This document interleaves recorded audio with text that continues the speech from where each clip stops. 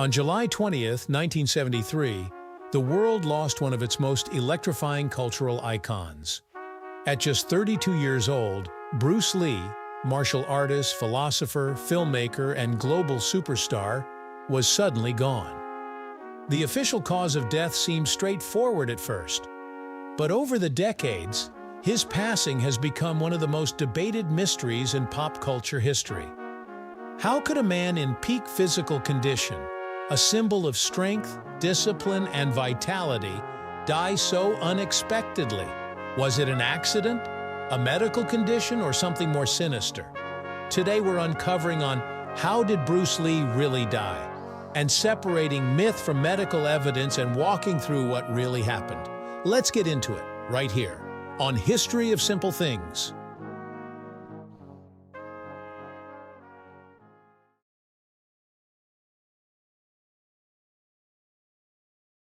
Before we talk about his death, we need to understand who Bruce Lee was in 1973. Born in San Francisco and raised in Hong Kong, Lee trained in martial arts from a young age. He eventually developed his own philosophy and fighting style called Jeet Kune Do, a system built on efficiency, adaptability, and directness. But it wasn't just his physical skill that made him a star, it was his presence.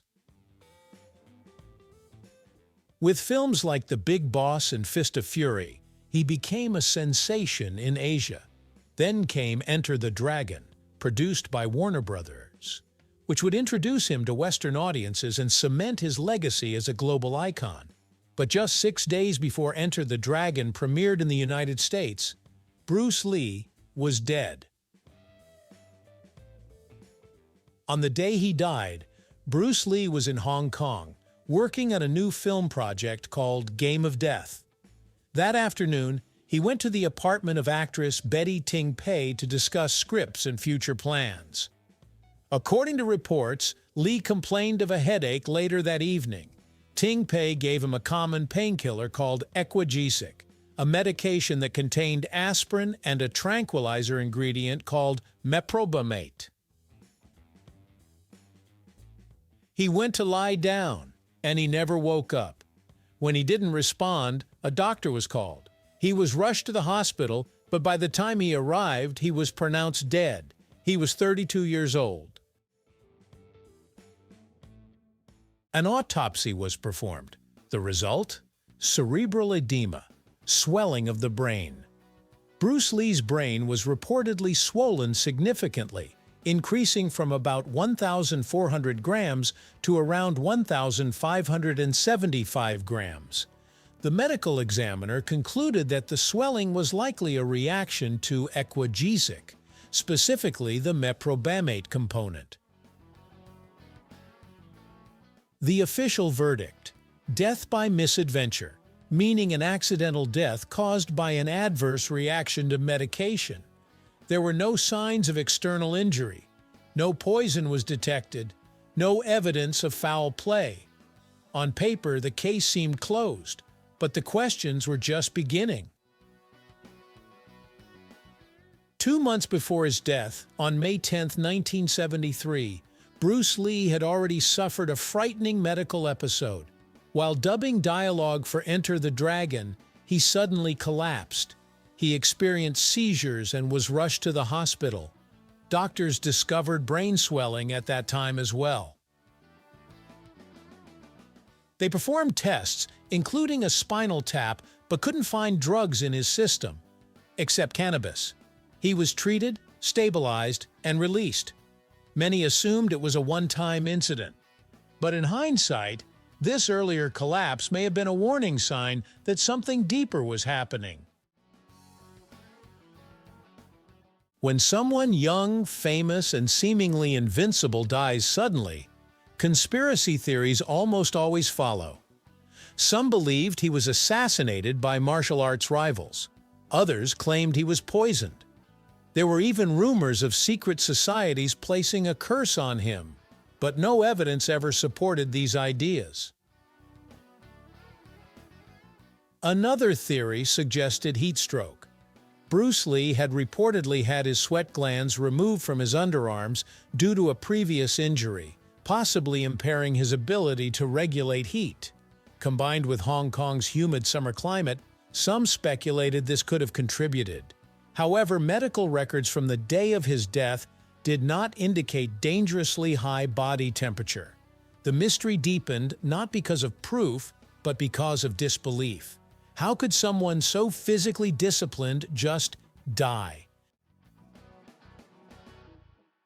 In 2022, nearly 5 decades after his death, a new theory gained attention in a medical journal.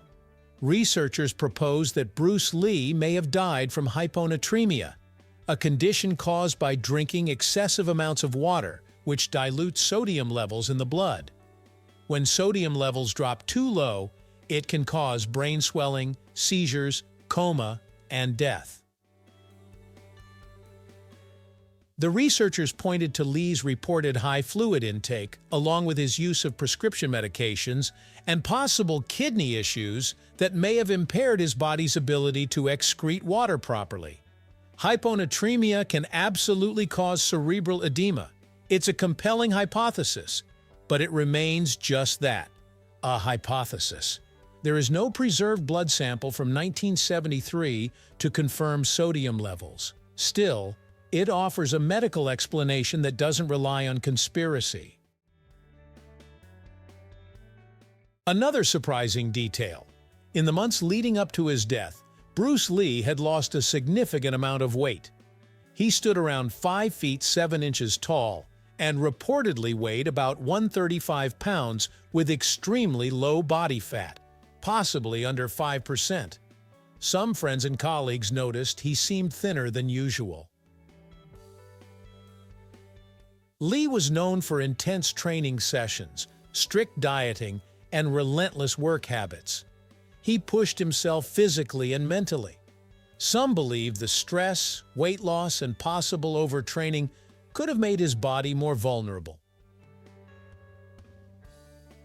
The irony of Bruce Lee's death is that it reminds us of something he often spoke about in his philosophy: adaptability, vulnerability, and the limits of the physical body. He was a symbol of strength, but he was still mortal. What we do know is this: Bruce Lee changed martial arts forever. He reshaped cinema, he challenged stereotypes, and he inspired generations of fighters, actors, and thinkers.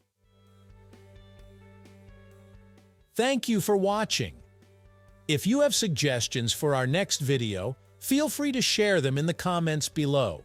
We'll be sure to give you an acknowledgement for your contribution. Thank you for joining us on this journey through the history of simple things. Don't forget to like, subscribe, and stay tuned for more stories woven through the smallest details.